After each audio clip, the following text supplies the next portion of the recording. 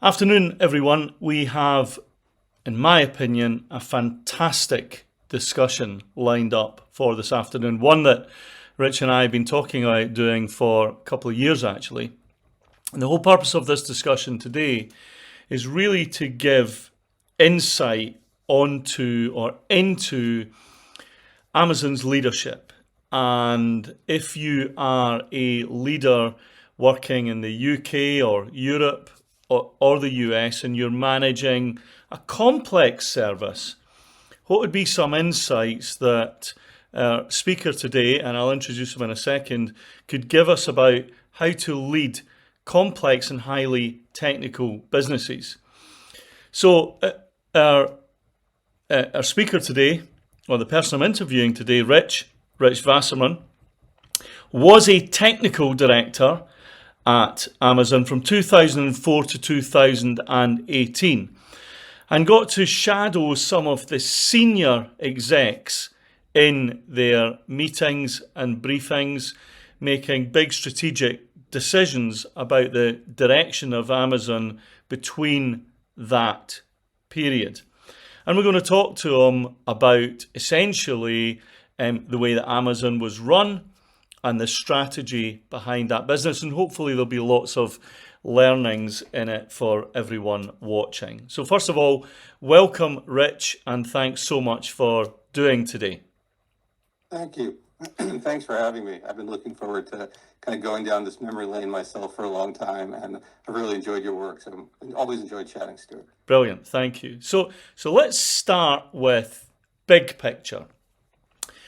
Amazon, I would say, is known for three things: choice of product, value, and absolute, customer obsession.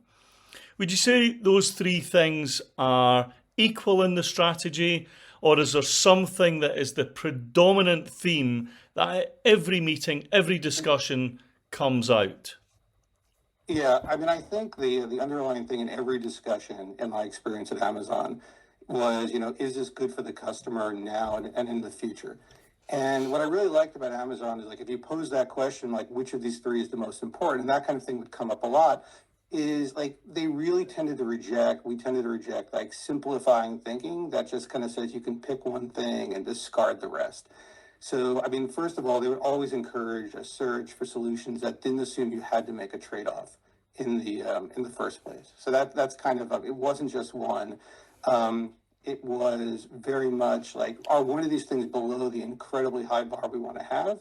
And can we adjust it without hurting the others? And just because it was hard to find it, and Jeff used to have a saying he said all the time, like, if we were going to solve easy problems, we wouldn't hire smart people. So it was really a focus on, can we get them all in the right place at the same time? And, if you had to make a choice, I think it'd be very situational as to, like, what was the problem. But I think it was rare that a choice was viewed as like an acceptable compromise. Okay, so let's take this into something really practical. You're a tech guy at heart, right? If you were looking at a backlog of initiatives, things that you could do at Amazon, what would be the driver as to the ones that you would pick and the ones that you would kill? And the second element of that I see a lot of businesses doing is essentially not wanting to kill anything, to put way too much whip into the system. So first of all, what would be the driver in the choices within your portfolio? And second, how aggressive would you be on limiting whip? It would vary a lot by team, and I would say that Amazon was not a place in general that like the people themselves would do less things. Like basically, there would always be 100 things you wanted to do. Right. There would be like 10 that were obviously like super important. Yeah. And maybe you could realistically do three. So like how people manage that was really different, and I think some people would take a very whip-based kind of release of work view. Yeah. And some would take just like, well, let me try to figure out the right thing to do. But most of the teams that I was on, like, we had a really well debated, really understood set of goals, like what was really like important to the customer, either in like the next big jump or possibly like this is really an unacceptable state of affairs, and that would try to drive our focus in most of these things. So I think in general, we had a view, and every team has their own unique view. That's what's so interesting about Amazon. Like the teams have a high degree of shared context, but they do tend to have like very local ways of operating. So whatever our focus on that we kind of established to all of Amazon's processes is saying like this is the key thing.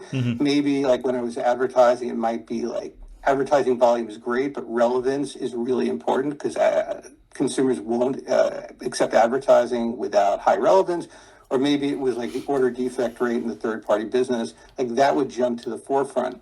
And but one of the things technically that Amazon is very good at is they're making those investments. We're making those investments for systems that like we know are going to be used in a long period of time. So it's not necessarily like you have to just do the short-term thing. Amazon really encourages longer-term thinking. So it's really the bet that will like make sure customers are having a good experience now, but like have been willing to invest in a longer window to have like a great experience. It might be a short-term solution that feels great, but a longer-term one would be that as well. Now, I'm not going to say that every Amazon technical system is perfect. Some Amazon systems are strung together with duct tape and baling wire because of that focus on the customer, and it's not about like engineers always being comfortable, for better or worse, but it really is from the long-term investment perspective, like they've been willing to make that. But it feels like the bedrock is thinking about customer first, even if what you're saying is, look, we need to cut costs in this division, right? You're still saying, well, if we cut costs, is it good for the customer? That's right. I mean, I think like, Amazon sometimes has a reputation, I think rightfully so, it varies by team, is like tough place to work. Some teams have high operational burdens, but like the reason like those things end up that way in many ways is because there is that focus on, is what we're doing like going to pay off for the customer, even if it's uncomfortable in some other way. I mean, that focus comes from a clear article of faith that like nobody is going to want a company that has like higher prices, worse service, slower delivery, right, and so on. So like investing in those things is always going to be the right decision, obviously as long as it has long-term sustainability to make the customer be available for the customer in the long term. And I was speaking to somebody that is now working for an ex-Amazon exec, and they were saying to me that the new exec had came in, and in his first conversation he said, I've been looking at a number of proposals for funding for tech, and he said not one of these proposals mentions the customer. And he said that in Amazon, no matter how much rewriting you did, none of those would have got through. Is that true, or is that a bit of a caricature? I think it's largely true. I mean, I suppose like you could write. I don't think it was having a document that like mentioned the customer 100 times. I think it was about like having a plan that when you thought about it, just as a reasonable person, whatever domain that's in, that you say, if I do this, can I clearly see? Do I see the vision about why this is better for the users of our product, whatever type of customer they are, buyers, sellers, AWS users, and I think if that's not really clear, then people would say, like, well, why are we doing this? And I've worked outside of Amazon for 8 years, and I worked out before Amazon for probably another 8 years. And it's really an interesting thing in terms of how they play, I think, that long game. Like a lot of places I've worked at will say, hey, we're focused on the customer. But if you have to make a choice between like an experiment that seems like it's going to increase size of card or GMS in some short-term way, that's a hard thing to say no to, even if there's going to be, some negative impact along the way. I'll just add like one example, because it's like sometimes people, I think even inside Amazon, would sort of get this wrong. And I think we've all learned over years, like, okay, there's a too far. There are always things that customers might like more in some way, but like doesn't really serve the long-term interest of serving them. And I have sort of two examples in mind. I'll just share the first at this point. When Amazon has a popular service in the U.S., it's called Subscribe and Save. I think it might be labeled something slightly differently outside the U.S. It's basically you can sign up for like toothpaste or products you need on a regular basis shipped to you. And you get a discount in exchange for it. At an early point in the program, I recall being in meetings, and there was like a serious cost issue to it. It's a very expensive program to run. And one of the core reasons is when you chose something, it was dispatched like on that cycle you suggested. So on the day it was. So if you bought like toothpaste today, you get it every month roughly today, if today was like the 22nd. If you ordered a toothbrush a day later, you might get that pretty much a month later. So you might be getting like 15 of these deliveries. And from a customer centricity point of view, this makes sense. Like you want this product and you send it soon. Why have a delay? I recall when Jeff and other folks looked at it more deeply, they said, no, that's actually not the right decision in the long term for the customer, because like we're just bleeding out from the splits problem, which I think a lot of people recognize from shipping. Get two things, they're all going in different boxes. It's just super expensive. It's actually getting in the way of the core thing we want the program to do, which is like regular delivery at the best price that we can offer. And we're sort of like hamstrung by not being able to offer that price because like we're bleeding it out on this thing. And if you ask the customer, do you want everything to come the day you ordered it? They might say yes. But if they really understood the fullness of the situation, I think they would probably, in most cases, prefer to have it cheaper. Otherwise, they would order it with a Prime subscription or something else without the discount. So it's not like the customer, you'll make decisions that are not great in the long term. But I think to the exec's point you mentioned, yeah, if you just said, hey, we're going to make more money, that would cause a lot of alarm bells to go off to say, like, well, at what cost? And is this really the long-term vision that we want to have? So if we take that problem that you just raised there, what was the solution to that? How do you deal with that huge variety of somebody saying, well, they ordered the toothbrush on the 1st, the toothpaste on the 5th, the something else on the 10th? How do you deal with those? How do you even recognize those as signals in your system? Yeah. Well, I think, like the team themselves, so to be fair to the team, we're actually a very complicated problem, and it was quite a long time ago. So I'm probably not going to do justice to all the depth of thinking that they had. And, the simplicity in which I presented it, like, well, we just shipped it whenever, is probably not fair either. But going to your question, they got to the problem because the team themselves, was constantly trying to understand exactly what is the distribution of work that is happening from this program. It wasn't just like we sold this many things. They had many, many layers deep understanding about what was being shipped, what warehouse was being shipped from. And I think the team themselves almost certainly surfaced the splits problem and then was able to look at like how many of the splits were somewhat unavoidable or really hard to fix. Like one was coming, let's say, from FC in Michigan and one from New York City, and putting them in the same box, that wasn't going to happen without some other cost. Yeah. And then some percentage of those splits were like right in the Michigan area, and like we just happened to ship them 3 days apart. So it was like the diving deep to really understand that, which would have come from the team themselves. But if it hadn't come up, like most execs at Amazon would be like, well, where's the data? And not just like, what's the conclusion, but let's get into the actual details. So first of all, the team surfaced that information. That's almost certainly how it came up, because when I was in meetings, that was already in place. And, with the topic of conversation, like we found this problem, it's expensive, this is why. And I think, the solution turned out to be relatively simple. Like there was an assumption that we should get it out as quickly as possible to the customer. But I think through probably some basic heuristics, like, well, if it's delayed for a week or two, as long as we're very clear what's happening, putting them together in the same box by sort of like time constricting when the orders are. So things like within a week or two would be set to a schedule. That would probably be okay. So Amazon's general view is like, we'll do things that are simplifying for us. We're going to be super transparent with the customer, and we're going to give them a choice. So, now when you add something to your subscribe and save, I've noticed it's very clear, like which order it's going to be added to. Like you will get everything on this month. You have every opportunity to not do that. So you're making a choice. You could always get it, faster with less friction, but like you're forced to sort of stop and think, do I want it tomorrow? I'll just do it with my Prime. I'll pay the best price available. Or do I want it, every month on the 15th to do that? And then Amazon, of course, will work hard to get it on that date. And if they have to, I don't recall at this point if they cross-ship it, cross-dock it in to put it in one box. But I think the focus is more than like keeping that promise, which is something that will be tracked. So here's for me is at the whole root of this subject, and this is probably the thing that is closest to my heart in consulting, and the thing that warms my heart the most and breaks it the most as well, right? In Amazon, when we talk about you mentioned the leaders kind of knowing what's going on, and you mentioned the leaders turning up with data. How close are the leaders to the actual processes? You know, if you went to even relatively senior leaders, could they tell you what was going on in the processes? And as a general rule, is decision making driven by data rather than opinion?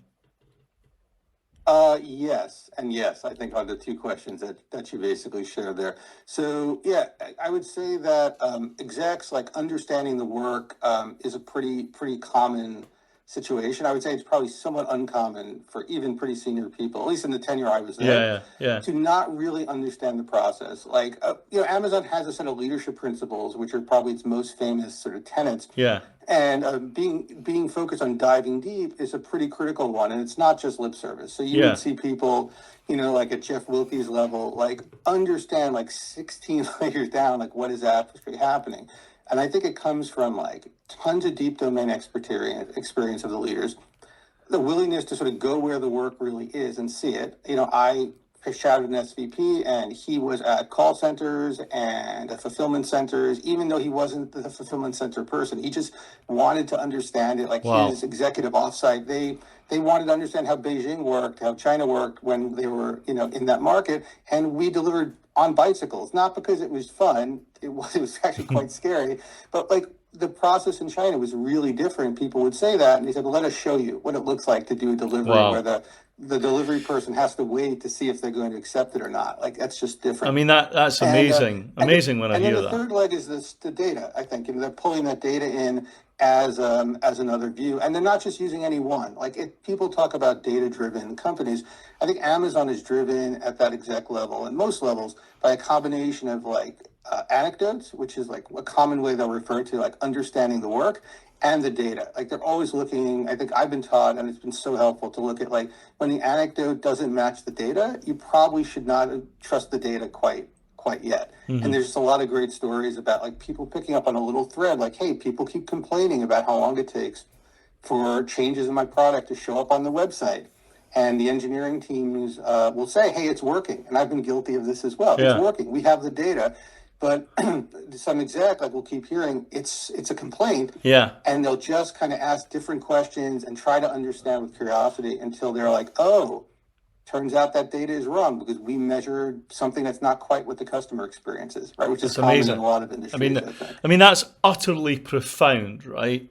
I do hope that people are watching this and either they're going, wow, that is profound and that is, what we should be doing, or they're watching it and saying, I'm devastated that we don't do this, right? Do you know what I mean? Well, it's just fun. You're missing out, I think, on fun or not Yeah. doing it too. Like, people tell you it's the right thing to do. Yeah. But I just found like actually unpuzzling something like that is just very satisfying at I the agree. end. I agree. And you tend to feel a lot less dumb in the long term, Yeah. which I am always trying to avoid doing. I'd rather feel dumb now than dumb 3 months from now. Yes, because you overlooked something, right? Yeah, and tell me then, and this is very much your opinion, obviously, and maybe there is data behind this. How much do you believe Amazon's success is down, and we'll talk about the tenants in a second, is down to the deep knowledge of the work and the very robust conversations with data? I think those are the really key thing. I mean, Amazon now is in so many different areas, but I think if you trace Amazon's early success back, right, and people forget now how it was very unclear, Yeah. Even before I joined, like whether Amazon was going to work out. It took a lot of bullets for like, this is crazy. That focus on the customer, combined with incredible operational expertise, like they were not selling, this is not like an advertising cash machine business in the beginning. This is a business that is like eking out, its survival on like how well it can operate. And that comes from both, I think, like getting things to customers on time, but doing it in a way that makes sense from a cost basis. And I think that came from like really deep inspection and understanding, and it generally wasn't luck. And I think its ability to scale into so many different domains. If you look now, it's kind of like from satellites to web services to average. It's I think it's a testament to that. And even if it gets harder and harder, and I think Amazon struggles were probably struggling, as now it's getting bigger and bigger. How do you maintain that culture across everything? But I think it's 100% what you said is the key to the success. And, a lot of brilliance of the founding people. But part of that brilliance is making sure this culture took root, because it's really like maintained when they were not in the room in a way that is really impressive to me. So let's say then, because I know this is true of Toyota, a senior exec joins Amazon and they've never worked at Amazon before, right? I know what would happen at Toyota. Tell me what the initial, what would it look like for a senior exec joining Amazon who'd never been there before? What would their induction look like? Yeah, well, actually, if you don't mind, what does it look like at Toyota? Let me flip this one. Well, okay, I know what it looks like at Toyota, because I'm when I curious did my master's degree in manufacturing, and I did it with Dan Jones, that wrote The Machine that Changed the World, and quite a few of the researchers. And essentially it's 6 weeks of being in the work, studying the processes, problem solving. It's not coming in and saying, I know you did it this way, but tomorrow we're doing it that way. It was about two things. One, deeply understand the work.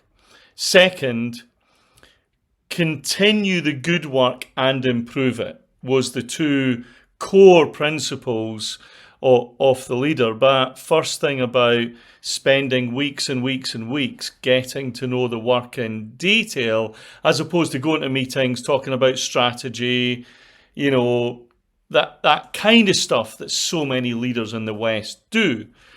So what would it look like at Amazon?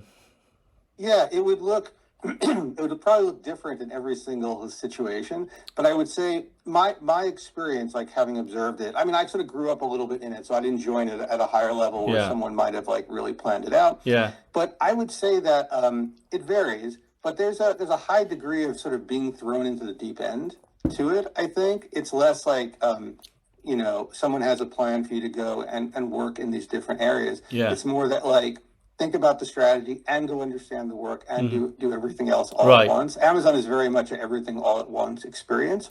The good news, though, and I think this is why it can work, is it's very much a narrative writing culture. Like you hear about that a lot. People talk about 6-pagers and all kinds of documents.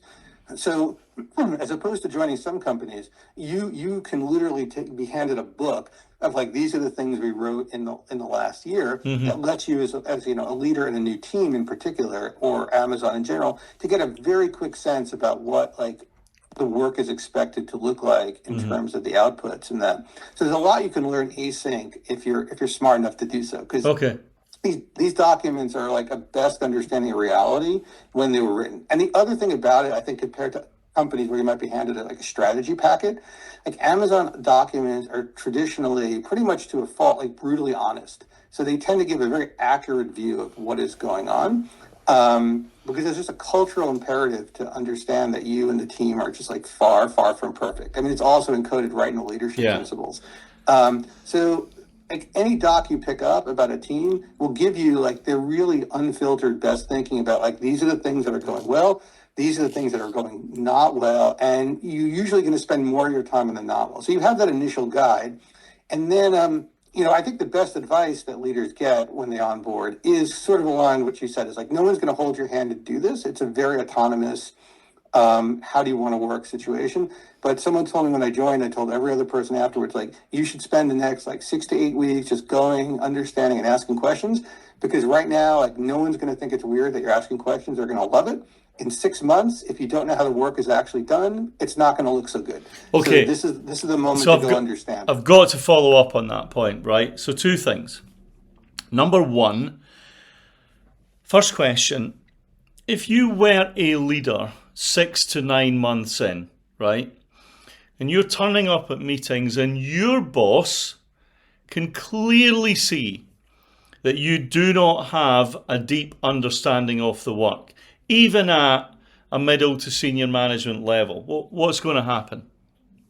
They're going to, well, first of all, there's 2 failure modes in that one, I think.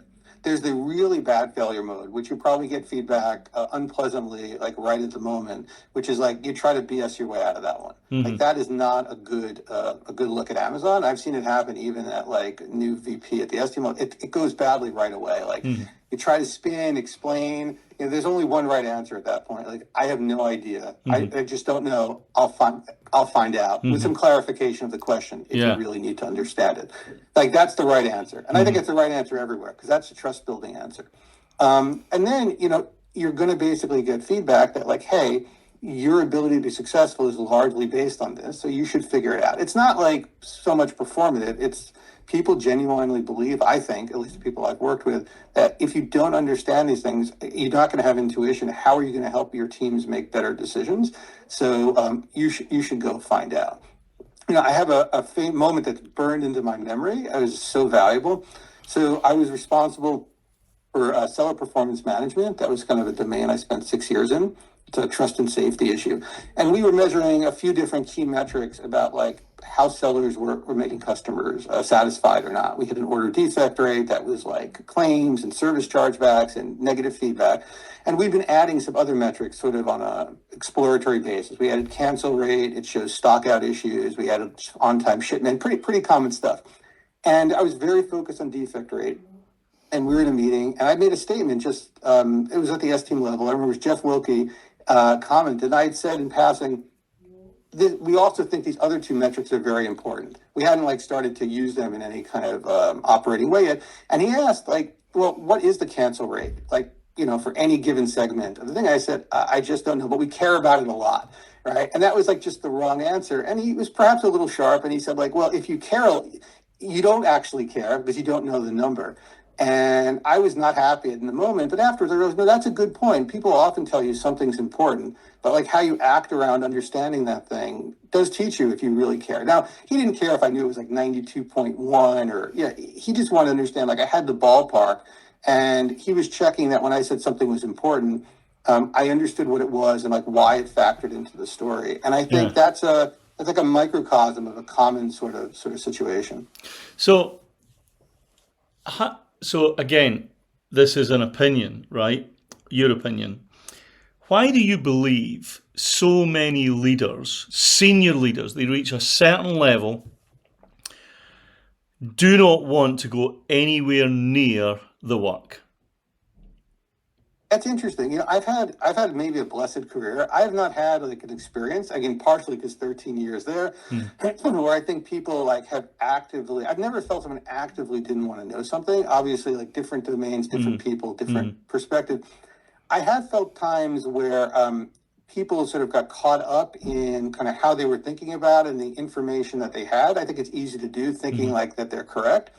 And therefore, like, if you think you understand how the work is being done and you think all your assumptions are accurate, you might not spot like, I need to know this, or I need to check this, or I might learn something from this. So I think, to the extent people don't do it, I generally had a good experience when I've asked someone, well, how does this thing actually work? Like, or for example, like we're having this problem with this operational process involves finance. And if you say like, well, what does finance think? Even to like a line manager, they might not have thought about it in that way. And or they say, well, they're very annoyed. Well, can you explain what happens like every day to them that makes them annoyed? Have you seen it? And often in my experience, you're like, oh, that's a good idea. I should go do that in some way. So thankfully, I've been blessed in not having people like think that's beyond the pale. But I can imagine that happens too. And if you were in a room, sometimes lack of imagination. If you were in a room at Amazon and there was multiple perspectives on a problem, what would the senior exec say? Well, I think generally there's a attempt to understand why people have the different opinions. I think it's less about like, we're going to settle this because like you're the loudest person in the room or you're that. They're going to kind of ask the question like, okay, if we get down to 2 or 3 things that like are clearly in conflict, what would be true if like choice A was the right answer? Like I have a recollection, I don't remember the details, I have this vague recollection of a debate where a few executives, and I think they might have been S-team members, sort of had a different perspective about what was happening in some case. And Jeff actually said, like, let's just check and he dialed into Amazon customer service, like in the live meeting, to see what happened when you did the thing that they were discussing about. So I think, there was an attempt to understand, like, what is the best information we have about each of these differing views? Yeah. Is something about that, like, something we disagree with on the foundational basis? What would the right decision be?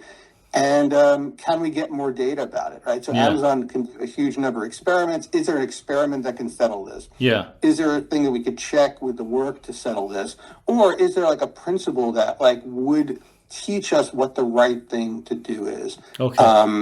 And can we ground that in something we all agree on, like the customer? Yeah. And tell me then, you've mentioned the word experiment a lot of times, and in our consulting work, it's been a lifelong thing about running experiments. And coming from a background where my first degree was psychology, so therefore, really I was grounded in control groups and experiments and running things that are very robust, that says if you're going to run this thing, you need to be able to compare the conditions against this other thing. How robust were experiments at Amazon? I would say, I'm not a statistician, so there could always be holes in things, but I would say like very robust overall. So Amazon, some things are like very much you do what you want in terms of technology, but in terms of experimentation platform, that was a robust centralized view, because there was a view that like if you couldn't trust the data, what would you do? Yeah. And there were dedicated people, at least in the retail space that I'm most familiar with, whose job it was to both bar raise, kind of like look at experiments and help people understand, like, you're not a statistical expert. How do you interpret this? So there are people who were experts who would do that, and who were constantly looking at like other longer term ways to do experimentation. So as I was leaving, I think they've been several years into sort of like, getting beyond correlation and doing causal modeling as a process. They invented at some point while I was there, at least for internal use, like, okay, we've exposed users to ads. What happens to that cohort, like tracking them for very long periods of time, way beyond like an A/B choice. So I would say like super, super robust, and, a lot of sort of super nerdy technical arguments about where we are in some things. But I would also say, I think Amazon had another wise sort of like in the water kind of view, which is like, not everything should be an experiment. Like, if the thing is the right thing for the customer in some way, you might want to gather data about how they perceive it, how they understand it. But, generally, and again, it's a big company, I know there's some exception to this, you're not going to experiment like, do customers like love the product coming much later or at higher prices? I mean, that runs counter to our foundational beliefs. So like, let's not do that. And I think I've run into companies where they'll experiment it to death, to the point like, hey, our business is based on long-term success, that machines can do this as well as people, but we'll inch and inch and inch and never get anything wrong. And that's also like, experimentation can keep you from making some bolder bets. And I think that's the flip side to the experiment on everything call out. And on the subject then of getting things wrong via an experiment, was that encouraged? Oh, to have experiments that fail, you mean? Yeah, for sure. I mean, I think one of the things that was sort of, again, always talked about is if you're not getting anything wrong in general, then you're probably not taking enough risk. It wasn't like people have heard about the move fast and break things, credit to another big tech company. That wasn't the attitude. Like, it was not cool to like go fast and break things that people used. But to learn, that was in the long-term service of things with some intent. So another common thing people hear about outside of Amazon is decision making with one-way and two-way doors. So Amazon would encourage you to make decisions. If it's a two-way door, you could just step back, roll back, change it, set a tripwire to understand it's gone wrong and fix it. But for some things, they're one-way doors. You step through like pricing in the FBA space, or how you deliver something in a very fundamental way. You're not going back easily. It's going to be a huge trust buster, huge issue. Those would be super deliberative. You were not encouraged to just go and break things in that situation. And I think like having that duality helped a lot, because you could sort of like filter it into which category in it, and if it's in the one-way door, then you were encouraged to spend a lot of time and not go quickly, which was helpful to have So a run rule an to work with. experiment, test it, get the data, and so Yeah, think 2-3 steps ahead in that case, because I think I think another thing about their operating model that's very useful. So a lot of things will be thought about 2-3 steps ahead. They're less likely than some other companies to say like the equivalent of, hey, let's get lots of engagement. Let's set a goal. And then you get lots of engagement, but someone looks, oh, that content is really embarrassing or very unpleasant for society. Oh, but we set the engagement goal. Amazon, might be a new model, one-way door. Someone would have said like, well, what happens if, like we're very successful, but the content is unacceptable.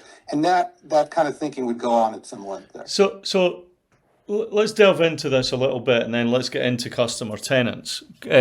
leadership tenants, because I want to deal with that. But let's say you have something like the ads platform, right? So you have people who want to put ads on Amazon, and therefore there is a bit of the business saying we want more ads, and there's another bit of the business that must be saying yes, but we want the right ads. How do you resolve that kind of conflict where somebody's going, but we could be generating 10 million a year because Apple want to put iPods on, and somebody else is going, yeah, but at that point somebody's buying food. How do you resolve that tension? That's like a real question. And I had some experience living it. Like for a short period, I worked in the ad space, and I suspect from the moment they had advertising, probably till the end of time, like that debate will sort of rage on to some extent. And, there were definitely groups in Amazon whose view, and I think from their perspective, it makes complete sense, that advertising is always bad. It's distracting customers from what they want to do. And we shouldn't have it. And then there are people in the ad space, and I was one of them for a number of years, who said, well, we can do this in a way that is customer focused, does provide benefits in the long term, and probably helps with discovery on the cold start problem. Like you can really get into it, that advertisers with new products are able to reach a market that they couldn't otherwise, and we can do it in a principled way. So I think there's debate like that, and often like Amazon will let those teams go and like clash up against each other for a little while. Okay. Prior to me getting involved, there was one of, I think, many sort of like escalations of that point where the teams couldn't agree. They were both pretty senior-led teams. Eventually, it got back to Amazon's S team, which is the C-suite there, with a debate. And I sort of was in the room for that one. I was in the room for later ones. But the first one, what I'd heard is they were debating, and I think my understanding is Jeff or someone else in his group asked the question of sort of like, what advertising seems good for us in the long term. It lets us like offer lower prices and kind of get people to see products. And so it's an important part of our flywheel. So like what would make customers unhappy? We really got into like what would really be the problem. And I think the group, I think a combination of data and just like reasoning. So like there are two issues that would really suck for users. Like one would be the ads are highly irrelevant, right? Like I'm going to search for something. I was like, that's not only unhelpful. I was like, you don't know me. That's just like crazy. Why did you show that? So relevance became like a good point. Yeah. And then like ad density, like, there are products, I think people talk about MySpace is one just ruined by ads. Like everything's an ad. Yeah. So like what % of your time is spent cognitively dealing with those ads? Yeah. And those at that point were saying, we're not going to solve this today. We're not going to solve it forever. But like we are comfortable with you putting ads, let's say, above the top of search, as long as there are, let's say, no more than 2 at the time. And the relevance is like 90% relative to the query that someone is making. And then the team who's actually doing the ads, who wanted to do the work, was then given the task, as I understand it, hey, you guys go fund making sure this is true. Yeah. And like one of the nice things I felt about Amazon is like for the most part, people wouldn't game that. There was a team set up with data and a huge number of people and complex training regimens to really on an ongoing basis understand the what was the relevance of those ads and to learn from it. And of course, then you could learn how to run better ads too. Yeah. So there's always 2 parts. So that was like, a conflict, like what would have to be true about it, and then a resolution of it. Say, for now, let's run with that. We're not worried about anything bad happening. Now, we also, the teams put in more and more like what happens to the user in the long term, because we could be wrong, right? Your intuition could be wrong. And there was like, let's also hedge on that side of understanding the long-term impact. And then every once in a while, this would sort of come back and you'd have to make a decision based on it. But in this point, like Jeff did have like a principle that was important to him, as I understand it, which was, these ads like could be viewed as negative to the customer, but that's not a big enough perspective. Like the reason Amazon can offer like same day delivery, low prices, high level of service, it does take funding, that flywheel. So to the extent that you create an Amazon like in one universe and you just had, I'm never going to run ads, and you ask customers, would you like that one versus universe 2 where there are some ads, but they're highly relevant and they're limited. Almost every customer you ask is going to pick universe 1. I don't want ads. Why would I want ads? Mm-hmm.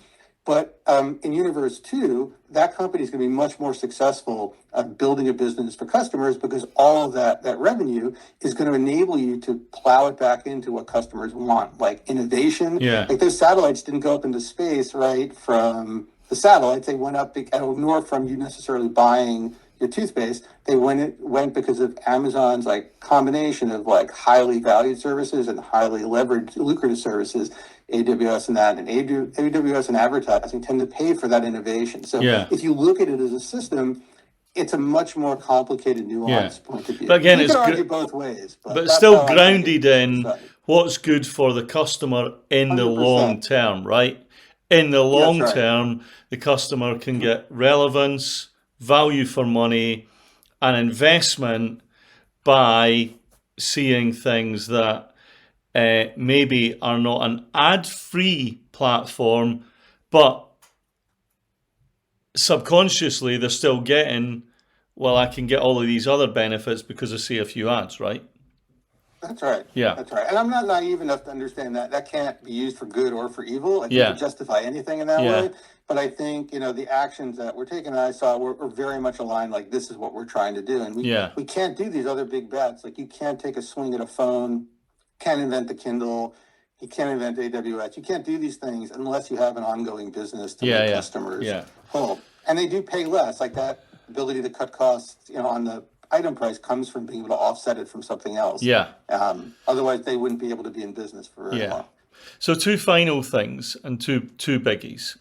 And again, thank you, because so many things that you've said today, which if people are watching this and really watching this, they're just going to get these immense clues about how to make a business successful, right?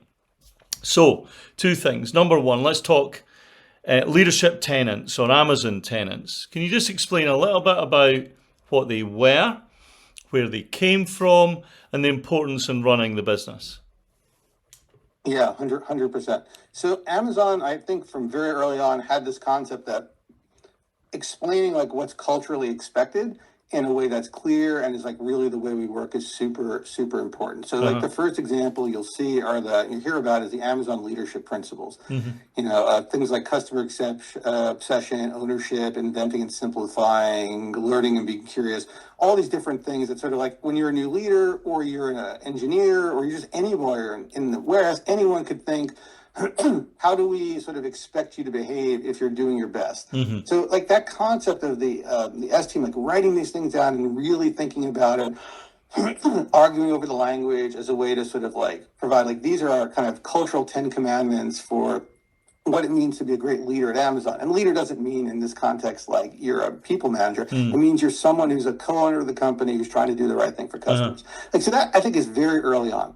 At some point, as teams wrote kind of like annual documents, monthly whatever they were doing to talk about themselves, Amazon, I don't know too much about the history, hit upon this idea of like writing down kind of like what are your operating principles is the way I would think about it, which are now commonly referred to as tenants. So there'll be tenants for like a large organization, for like probably AWS has tenants, or you're in the seller trust space trying to have people good experiences, you'll have tenants. You're in the fulfillment space, you'll have tenants. So a common document format at Amazon talking about your team is like, starts off with these are our tenants, unless you know better ones, which is a common Amazon like call that we're imperfect. And then probably kind of like 3 things that went really well, 3 things that did, and then a long narrative kind of explaining like how the team is thinking about stuff. But those tenants are a tool to sort of, I view it as like, explain like what does the team think is important? What should you know if you're on the team about really complicated decisions we wrestled with that like to guide you to like what to do? And if you're interacting with the team, like what are the fundamental assumptions that the team has made about what's important? So for example, if you were, when I was in the third party selling space for a long time, there was a tenant that read something to the order of, we're obsessed with customer experience. Buyers and sellers are both our customers. We'll try to do the best for both, but when a choice has to be made to trade off, we will like trade off towards the buyer experience, right? Which is the outcome of, I'm not doing justice probably to the language, but the concept is probably pretty clear. But like you could picture like that, like, well, what do we do when the buyer's interest and the third party seller's interest clash? You could picture like tens, if not hundreds of hours debating that.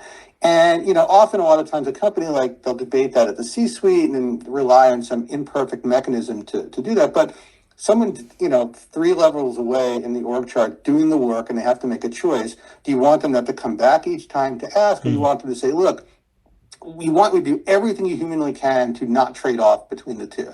But if you have to, buyers drive the flywheel. Sellers are dependent on the buyers coming back too. So like if we have to make an issue, say with a return policy, everyone is better off in the long run, including the seller. If we make the seller a little unhappy, maybe accept a return that they don't want us to accept, because that will bring the person back. So that is something that you don't want to relitigate all the time. You don't want to leave to chance. You want it to be in your sort of organizational 10 commandments. Okay. And it also highlights, like, if you look at the team and you want to understand their thinking, like, what are the controversial choices they've made that you might disagree with? So you want to spot that disagreement just early. And I view it as like, it's just a capturing of the organizational beliefs that accelerate decision making. It clarifies like what people, and helps people align like what's important and what isn't important for this team. And then you could read that and you can understand it, and the team would use that in making decisions. So that was going to be my question there. Would you actively, therefore, in team meetings with that team, let's say a senior exec turned up and just wanted to observe, would he or she be actively looking for them to be talking out loud about the tenants and how the tenants are influencing their decisions? In other words, would it be a deeply rooted part of the team's behaviour and decision making, and would you see that being visible? Yeah, I mean, it wasn't like people ran around talking about the tenants in every meeting, every day. It's just like, once you're aligned that like the customer is important, you won't trot that out every time you have a conversation. It would be like a shared belief. Just like we don't debate that like you shouldn't kill people. Generally, we're on the same page as a species. It's written in literal stone. But what you would expect for sure is that people are using it. Right, because a tenant I think that's how you spot like I didn't write useful tenants, because if nobody refers to them, then you haven't really done a great job of capturing where the conflict is. You want someone to see, and we would see someone in the meeting saying, "Hey, we're about to do this, but didn't we agree about that?" And that's in our tenant. And again, every document that you wrote about the team would generally have them, and then it's not pages, it's 5, 6, maybe a lot is 7. In the beginning of your document, there's an encouragement to debate it if you know better ones, written right next to every single time it's written. These are our tenants if you know, unless you know better ones. And sometimes you'd go to a review or discussion and they wouldn't be mentioned at all. Sometimes you go to talk about A and you talk about everything but A because somebody said, "Hey, I've been thinking about that tenant." So, which is often what you didn't want to be talking about because it was a challenging topic sometimes. Okay. So I want to just talk about one final thing, and this for me again is another big one, right? Because if you look at the majority of organizations that I've consulted for over the years, one of the biggest challenges is a reliance on service level agreements, service standards, targets, incentives, all things that actually drive the wrong behaviours. And therefore, What is Amazon's commitment, or what is Amazon's belief about not using a measurement methodology that will drive the wrong things, like a target, versus a methodology that is rooted in what matters to the customer and that shows true end-to-end, that captures things like variation, true capability. In other words, is there really good customer tenants, but actually there's still some bad stuff as well, like targets and incentives and stuff that you'd go, well, we wouldn't do that, but the business kind of is good anyway. Yeah. So again, like Amazon is a huge company, so anything I say, right, there's going to be a counterexample, like Yeah, 100%. yeah, I'll tell you, and I'm about to tell you in a second, like I think Amazon set goals in order to like make it clear what people, how we thought about it, and people will occasionally game them. Like yeah, there are people and they do things, and so I'm giving a rose-colored look to yeah. it, Of and course, of I've course. been gone a long time, and I've certainly seen cases where this didn't show up quite this way. Yeah, But I mean, I've kind of observed over time this like targets are good, targets are bad sort of situation. I think like my view is there's not a personally and from the experience, it's not like a good or a bad target. It's kind of how you use it and how you're willing to sort of break with it when other information, conflicting information comes up, right? Because if your target is to find the bottleneck of the system and make sure you use it for something, that seems like a good target. yeah, If it's to reduce defects, but you have a counterbalance to like not making other things negative because you've thought 2 or 3 levels past, like if I yeah, make this better, what could go wrong? How do I offset it? I don't think that's inherently bad. So Amazon, I think, took a nice view to it in a lot of ways. I think they took the good of like some of the targets and avoided some of the bad. And I think the main things about the Amazon approach is setting some output goal was valuable because it lets us understand like what does success look like. And I think there's a lot of danger in saying let's make the world's greatest blank, but nobody has the same view of what that means, and yeah, everyone goes in a weird yeah, direction.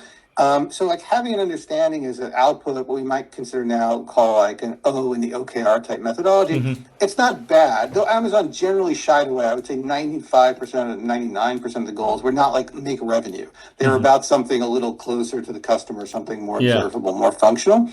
And they really cared a lot about like when you got down to goals that team operated against, that they really be driven by inputs, right? Everyone is a simple example, right? Inputs are something you control. If you're trying to lose weight, like you should go to the gym, you should eat lower caloric foods. You shouldn't set the goal to like lose 100 pounds, even if the goal is to lose 100 pounds, because a lot of things have to happen. You should set like the tracking about the things you can do that yeah, are more likely to result. So Amazon very clear about like what does it mean as an input and output. So again, like really key thing is to align on the direction and the size of the improvement, because that's I think where a lot of problems occur. Like we want to save money for the customer, not great. We want to save like 30 cents per 100. At least now we can debate we got the right goal. So I think yeah. output goals served a place there, and you would definitely see them. But the But much more reliance on the inputs. yeah, huge Yeah, reliance on the inputs. And I think like when people inspected a plan or like audited or discussed or debated, like most of the focus was, are these goals, like these key results we would now call them an OKR framework, like are the things the team says they're going to do, are they controllable by the team? Could we check if we're making progress? Do we understand what will go badly wrong? Like what's the failure mode of that? And are these likely to result in the level of output we want? Because again, yeah, you asked very early in the conversation, like, how do you make choices? Often like you can like micro optimize yourself to death. Like you can do like small here, small thing here, small thing here. Of all people, I don't have to tell you that. And then like no leverage output, right, for the actual business. So when you look at kind of these are the inputs we want to move, these are the mechanisms we want to build to make the thing better. You could then have a great discussion about, are these things likely to have any meaningful impact on the output, or is it 10% on something that's like really, really far from the bottleneck? yeah, So I think that's one thing. I think the other thing that was done well about the goals was there was an acceptance that there's going to be change in gray. So culturally, and I think this is super important, I've worked in other like large tech companies, and it's not always like this. If you said, hey, this goal is just like wrong, and you explained why, people would really listen to the why is it wrong, and maybe only spend 20% thinking, hey, is like Rich trying to sandbag or change the goal because he's not going to hit it. Yeah. Where I've been in other places where you're just like, hey, this is structurally wrong, it's measured wrong, this is wrong, and it's a bad experience, and people will say, oh, okay, change it, and then you'll spend the next year like pretty much being beaten up for changing it in some way, which is not an incentive, right, for doing the right thing. Yeah. And I think the other thing that Amazon did well is, at least, I mean, maybe sales is different. Like, I'm sure there's an exception to prove the rule, but I am unfamiliar with any time in which like someone's like promotion or compensation was based on like hitting a goal. So there's no like bonus structure that's tied to like short-term incentives. Generally, like I've been in hundreds of promotion reviews. Like, it's not about did they hit the goal. In fact, if someone hits all their goals all the time, I was in a team where we had a great run and we hit the goals all the time, and it was joked but not joked about. Like, you guys are a bunch of sandbaggers because you're always setting the goals in a way that you hit them. Yeah. And people are looking to understand, like, what does the goal get us? What is the negative consequence of it? And they weren't like, you weren't going to cash out based on that in some way. So you never had to make a decision, which I think was nice. Like, can I get $10,000 more and hit this goal that is useful, versus like, let me say, by the way, this is wrong. Let me change the goal and let me do something better in the long term. So I think those are important, like, backstops to it. But when you have like hundreds of people telling them, hey, we want to reduce the defect rate and we want to reduce this like uncollected bad debt rate, that helps them visualize like, where do we want to go? Yeah. And then you can have the debate on, these are the tools we're using to do it. These are the mechanisms that prevent us from going like in the wrong direction. And like, this is what we'd see if we were doing something a bit pathological. And if you put all those in place, I think you can, and you embrace the complexity, it can work really well. And I think that's what it did mostly. Again, the downside is you can always have something where someone kind of cooks the number. But I don't, that wasn't largely my experience, which felt great. Excellent. So one final question, because I could sit here all night and chat about this stuff because it's so interesting. One final question. You've talked about the bottleneck a number of times. And one of the mistakes that I see a lot of companies making, Rich, is this desire, we've hinted at it tonight, this desire to go after multiple things, multiple bottlenecks, multiple problems. How good were Amazon at actually, because obviously Jeff talks about The Goal being one of the top 3 books that he's read and he recommends. How focused were Amazon on, the one thing, solving that big problem, then going to the next one, as opposed to trying to solve multiple things at the one time, the one bottleneck? Yeah, I mean, I think people, one of the things, people recommended early on when I joined, like, you should read The Goal, and people understood and talked about it. It didn't come up like 100% conversation. That's the right way to do it. And I would say, like, there are definitely aspects of my Amazon experience that seem like, if you just looked at them separately, like, run hugely counter to that idea that there's one thing to do. Like, Amazon is doing a lot of things all at once. And there were some running jokes, like, it wasn't a joke. Like, people would say, like, we'd rather have 2 of something than 1 of nothing. Right? They would set up things that conflicted by setting up sort of distributed nature of things. But so I think, like, at a whole, like, you might not see it. But one thing I think that's actually the reason Amazon's able to expand into all these like seemingly unconnected areas and do very, very well at them is that at some point, and I'm not sure exactly when, like, two things happened that kind of drove that focus on like the important thing will get worked on. One is this distribution of the software systems. And there's some great things out there to read about that, particularly from like Steve Yeg, about like how Amazon just one day said all the software is going to decouple. And the intent of that decoupling was like to drive velocity, to allow people to focus on the one thing. But I think the less talked about, less technical, but maybe more important, was Jeff and his team hit upon this idea of organizationally having people who like understood like one domain and really focused on it. So they could find those, like, what is the bottleneck? What makes this domain like really valuable for the customer, and really focus. So they established this concept, which is really different than most other operating companies, of the single-threaded leader. And a lot of people use this phrase now, but the idea as it first started kind of coming into the water there was that like we have a big important area, like it's in a buy box on Amazon's detail page. It seems like a little thing. It says buy, right? But beyond that are like millions of transactions a second probably. There's decisions around should third party or Amazon retail be in that box, or economic decisions. It's actually super complicated. And it drives a huge amount of the long-term growth of the company or not. Like a lot of things are weirdly dependent on it. So if 15 different people are responsible for understanding that and helping make globally good decisions, it's not going to work. That was the thesis.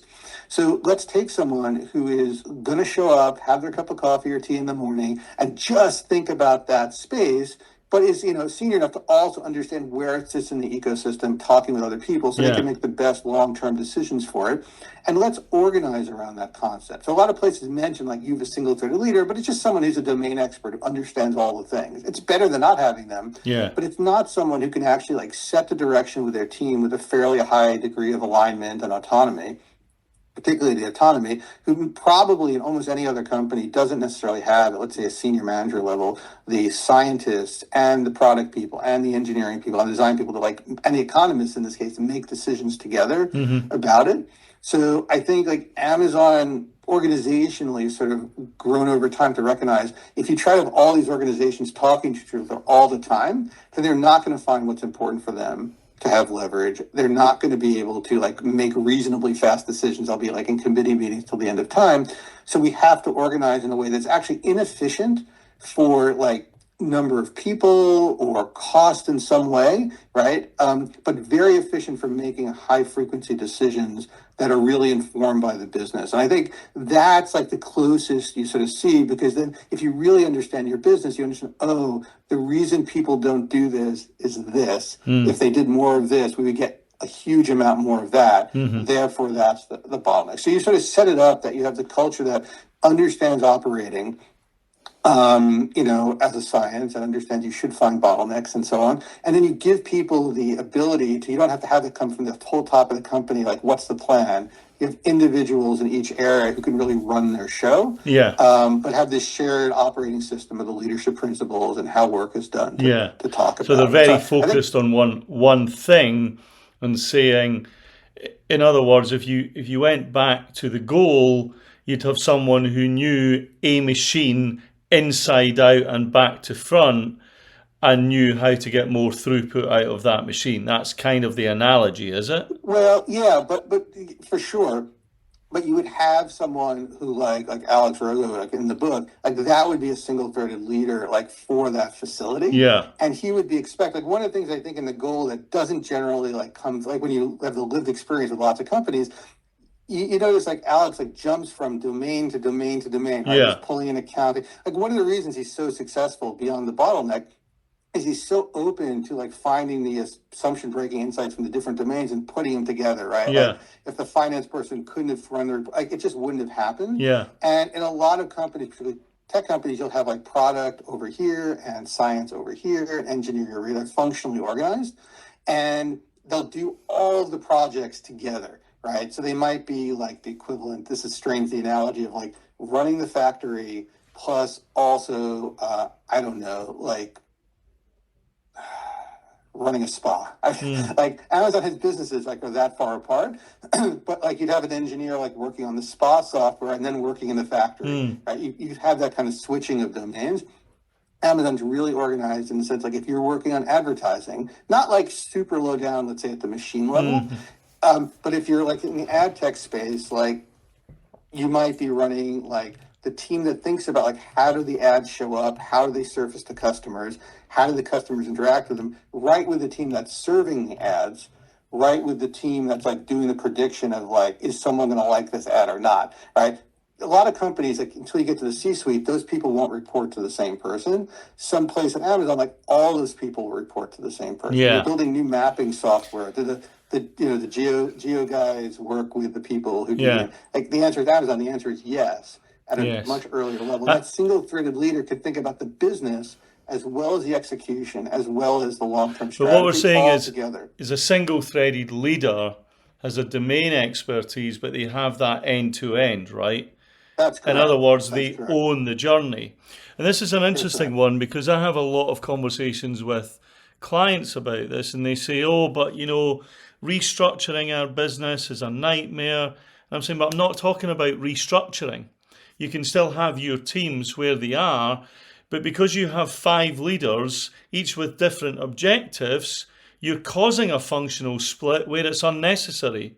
Give them an end-to-end measure and give them one leader that actually runs the whole thing, and you'll get them aligned.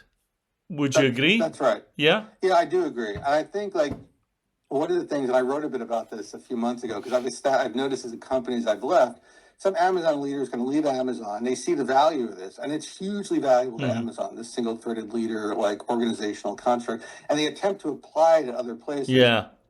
And I've noticed that other conditions have to be true. This is my hypothesis for that to work super well. But you can get I would say 80, 90%, even more of the benefit from doing just what you said. Yeah. It's making sure that your teams, and there are other mechanisms to do that work well, and having clearly shared objectives across domains and giving the teams the same sort of framework without necessarily the reporting structure, which is actually less important. Yeah. It's much more important that shared identity is there, that people are thinking, oh, my goal is to not have less bugs in the software. My goal is to have users find what they want faster. Yeah. Right? Which is previously might put 3-4 different domains together. And as long as you step up that thinking, pod, squad, single-threaded leader, shared goals, whatever you want. But that operating shift is there. And then, at a certain size and certain conditions, and Amazon had both, huge size and very well, conditioned availability of people, because it's hard to hire someone who has done all of those things unless you work in a company that has grown people to care about product and science and engineering together. Otherwise, you just have someone who doesn't really understand the work, and that's not a great recipe for success. But what you described, I think that's really the key. If people don't view the same goal, why would they do the same thing? Not as a measurable target, as we all would agree with the statement about what we want to do without complexity. Excellent. Well, look, first of all, let me say thank you for tonight, because for me, as someone that operates in the consulting space, and we'll talk about what you're doing now in a second, so many of these principles I have tried to apply over my career, I believe to be true. And of course, when you're working in an organization that's not Amazon, well, you're trying to take someone that is almost operating in the opposite view and trying to get them to move towards where you were or where you are. So to hear how these things operate really in practice at an organization like Amazon, which could be seen as cliche, right? You realize it's not cliche. It's actually a series of great principles and practices that have came together. So thank you. Now, in terms of what you're doing today, you're now consulting and writing. So if someone's watching this and they say, we'd love to get a bit of support from Rich. We'd love to have him have a look at our business. We'd love to have him give us a bit of advice. What do they do? Well, they can get a fuller sense of who I am. You can check out randomwalkthroughtech.com, where I've been sort of writing kind of about these lessons and a couple of random things as well. It's right there in the name. They can ping me on LinkedIn, or they could write to me at rich@richwasserman.com. Okay.